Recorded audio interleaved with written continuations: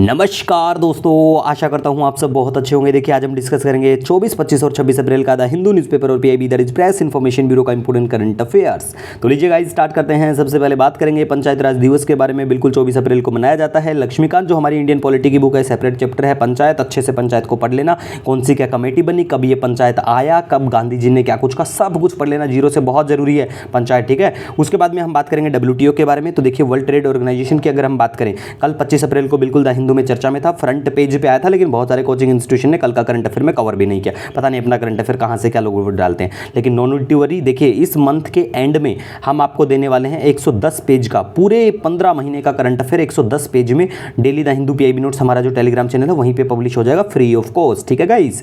उसके बाद में देखिए हम बात करेंगे यहाँ पे WTO के बारे में। तो देखिए WTO की बात करें, वर्ल्ड ट्रेड ऑर्गेनाइजेशन बिल्कुल फाउंड किया जाता है 1 जनवरी 1995। बहुत बार बहुत सारे पीसीएस एग्जाम में डेट भी पूछ लेते हैं, तो याद पता होना चाहिए आपको, ठीक है। और बिल्कुल हेडक्वार्टर जेनेवा स्विट्जरलैंड में है। ये एक इंटरगवर्नमेंटल ऑर्गेनाइजेशन है that regulate and facilitate international trade, ठीक है गाइज। अब देखिए इसके बहुत सारे ऑब्जेक्टिव है, लेकिन जो इंपॉर्टेंट ऑब्जेक्टिव की अगर हम यहाँ पे बात करें, reduction of extreme poverty by 3% by 2030, याद रखना, ठीक है।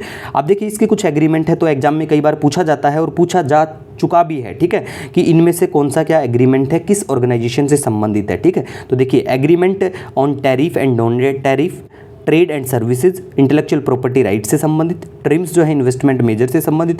अब देखिए यहाँ पे ये जो फिफ्थ है, agreement related to subsidy and countervailing measures, याद रखना WTO से संबंधित है। उसके बाद में एग्रीमेंट ऑन एग्रीकल्चर की हम बात करें, तो यहाँ पे कुछ सब्सिडी आती है फिर इस एग्रीमेंट में, जैसे ग्रीन बॉक्स आती है, ब्लू बॉक्स है, अंबर बॉक्स है और डी मिनिस प्रोविजन है। याद रखना डी मिनिस प्रोविजन किससे संबंधित है, WTO से है, पता होना चाहिए। अब देखिए अंबर बॉक्स सब्सिडी की अगर हम बात करें, तो यहाँ पे एग्रीगेट मेजर ऑफ स्पोर्ट, ठीक है, AMS ये भी है। तो देखिए एग्रीगेट मेजर ऑफ स्पोर्ट किससे संबंधित है, WTO से संबंधित है, याद रखना। दोहा डेवलपमेंट एजेंडा 2001 की बात करें, WTO से संबंधित है। प्यारा भारत बिल्कुल फाउंडिंग मेंबर है WTO का। बाली कॉन्फ्रेंस 2013 में होती है। ये जरूरी क्यों है, क्योंकि यहाँ पे एक पीस क्लॉज को लेके आते हैं और प्यारा भारत कहता है कि मैं पीस क्लॉज को नहीं मानूंगा, रिजेक्ट करता हूं, अगर आप मेरी बात नहीं सुनोगे तो मैं इस ऑर्गेनाइजेशन से निकल जाऊंगा, मैं ऐसा ही चला जाऊंगा, ठीक है। तो देखिए यहाँ पे प्यारे भारत की बात सुनी जाती है, ठीक है।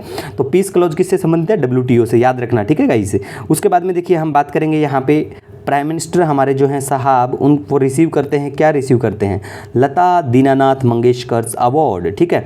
तो लता दी के बारे में बेसिक इन्फॉर्मेशन पता होना चाहिए, जैसे कि वो हमारी कल्चरल एम्बेसडर थी, उनको भारत रत्न 2001 में मिला था, ठीक है। तो बेसिक इन्फॉर्मेशन पता होना चाहिए। उसके बाद में देखिए हमारे प्राइम मिनिस्टर साहब को बहुत सारे अवार्ड मिल चुके हैं, जैसे एक अवार्ड है ग्लोबल गोलकीपर अवार्ड। कौन देता है ये दिया जाता है bill and Melinda Gates foundation के द्वारा, और ये स्वच्छ भारत अभियान के लिए दिया गया था 2019, ठीक है गाइज। उसके बाद में देखिए एक दूसरा और अवार्ड है, काफ़ी चर्चा में रहा था, आपको पता ही होगा, champions of the earth award 2018 में दिया गया था प्राइम मिनिस्टर साहब को, ठीक है। एनवायरमेंटल से संबंधित है ये। उसके बाद में हम गाइज यहाँ पे बात करेंगे, देखिए सॉरी, रायसेना डायलॉग के बारे में। तो 2016 से बिल्कुल ये डायलॉग चला हुआ है। ये एक मल्टीलैटरल कॉन्फ्रेंस एनुअली होती है और होस्ट की जाती है observer research foundation with ministry of external affair के साथ मिलके, ठीक है। और रायसेना डायलॉग की हम बात करें तो ये डिजाइन है on the line of Shangrila dialogue of Singapore, ठीक है। उसके बाद में हम कुछ और इन्फॉर्मेशन बात करते हैं, जैसे कि फॉकलैंड इशू के बारे में। फॉकलैंड आइसलैंड का जो इशू है ये किसके बीच में है, ये अर्जेंटीना और इंग्लैंड के बीच में है। वर्ल्ड मलेरिया डे मनाया जाता है 25 अप्रैल को। और इंपॉर्टेंट डाटा है PIB का कि जो केसेस जो है मलेरिया के, उसमें डिक्लाइन हुआ है 86.45, मतलब 45%, ठीक है। और 79.16% reduction in malaria related death in 2021 as compare to 2015, ठीक है गाइज।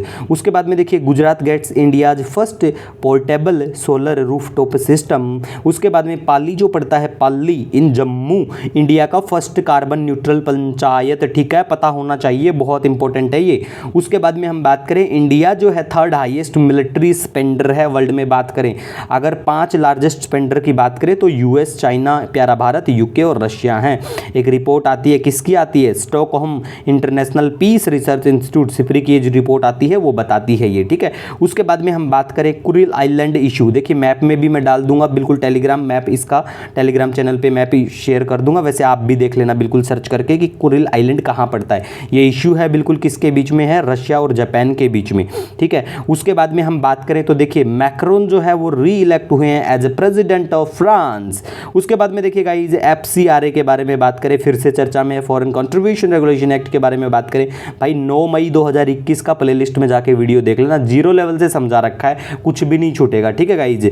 तो ये सब आज का करंट अफेयर भी बिल्कुल इसमें शामिल था। तो देखिए अगर आपका कोई सजेशन कोई सुझाव है, नो डाउट आप मुझे कमेंट या मेल कर सकते हैं। मिलेंगे एक नए वीडियो लेक्चर के साथ, तब तक के लिए हैव ए ऑसम डे।